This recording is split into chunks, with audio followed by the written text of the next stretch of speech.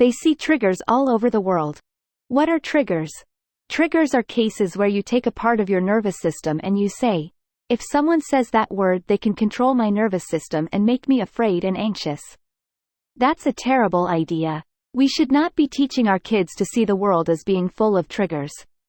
We should teach them to live in a world that is physically quite safe but full of offensive statements and ideas, especially on the internet. A sad commentary on the state of the business world now is that Google is being sued from both sides, from women who say that they're victims of a hostile climate, and from conservatives and white men, who say that conservatives and white men are discriminated against. So, in our current era, everybody feels their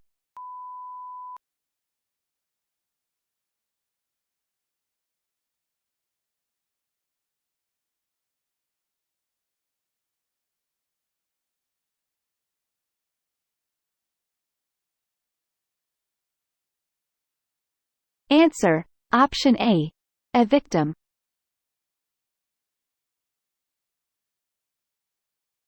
The first study that used mindfulness-based cognitive therapy with depression, it was pretty spectacular. It was done at Oxford University, and it was done with people whose depression is so severe that nothing helps, no medication helps, electric shock doesn't help, medicine, psychiatry doesn't know what to do. People get depressed very deeply, they recover, and then they get depressed again.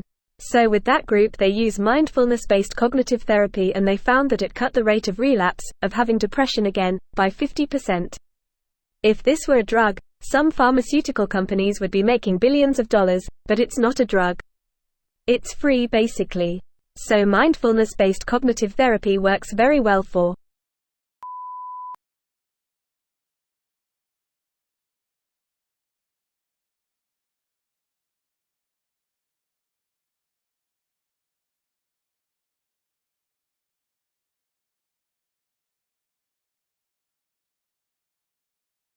answer. Option A. Depression.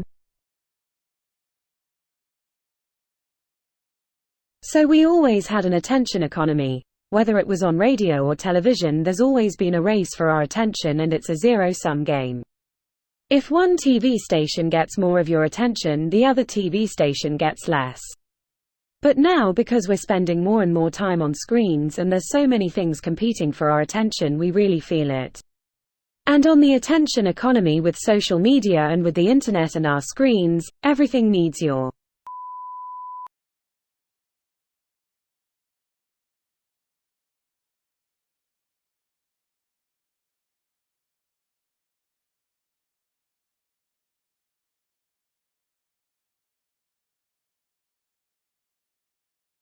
answer. Option A. Attention.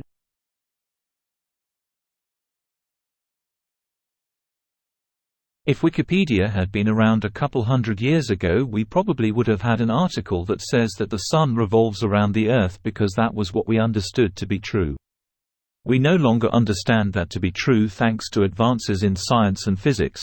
But if tomorrow we were to wake up and learn that in fact time being relative really does upend the way that we think about the world, Wikipedia would have to evolve in order to describe that. So we're not really in the business of truth or facts. We're in the business of what is known, and what has been determined through consensus, scientific consensus or otherwise. And I think that that actually provides some clarity on how to understand what information you're looking at. One thing that I think is really unique about Wikipedia is there's only one version for the whole public. There's no feed that's curated for you or for me. We all are looking at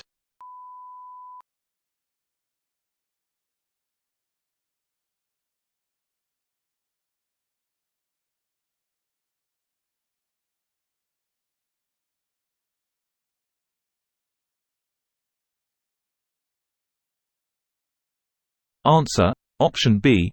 The same version of the article.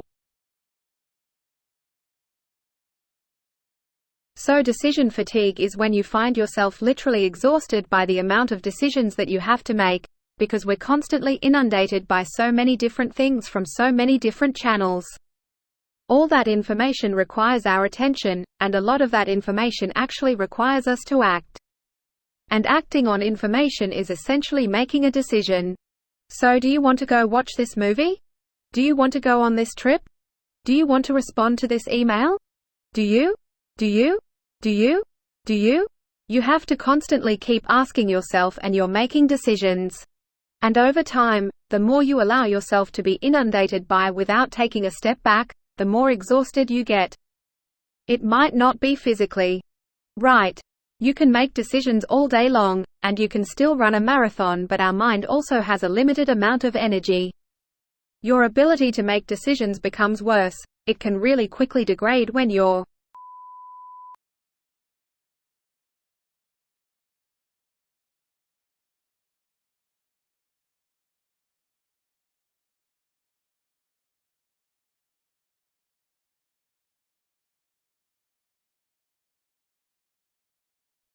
Answer. Option A. Constantly making decisions.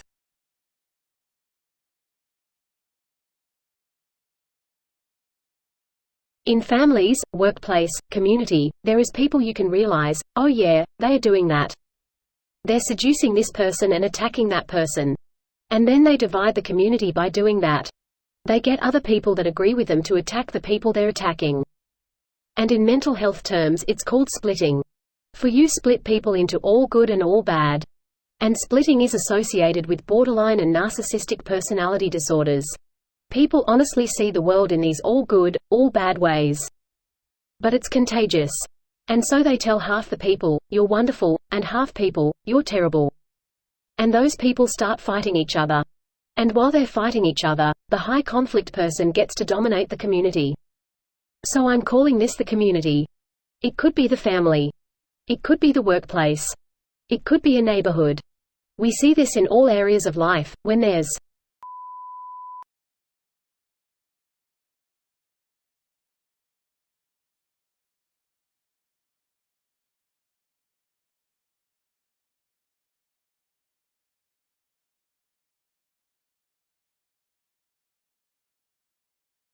Answer. Option C. A high conflict person.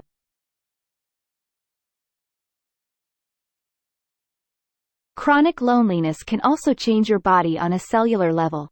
Research has found that lonely people have 209 different gene expressions in some of their white blood cells, including increased activity of pro-inflammatory transcription factor. Now, inflammation is an important response to injury, but chronic inflammation wreaks havoc on your body. As a result, we see that poor social relationships show a 29% increase in coronary heart disease and 32% increase of a stroke. Overall, people with strong social relationships have a 50% increased likelihood of survival overall. That means they are much less likely to die over the same period of time, making loneliness as deadly of a risk factor as smoking 15 cigarettes a day, lack of exercise, or obesity. So yes, loneliness can increase.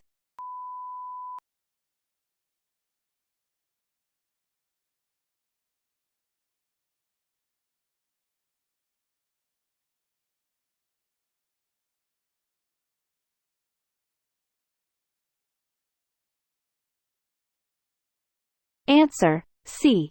Your chance of death.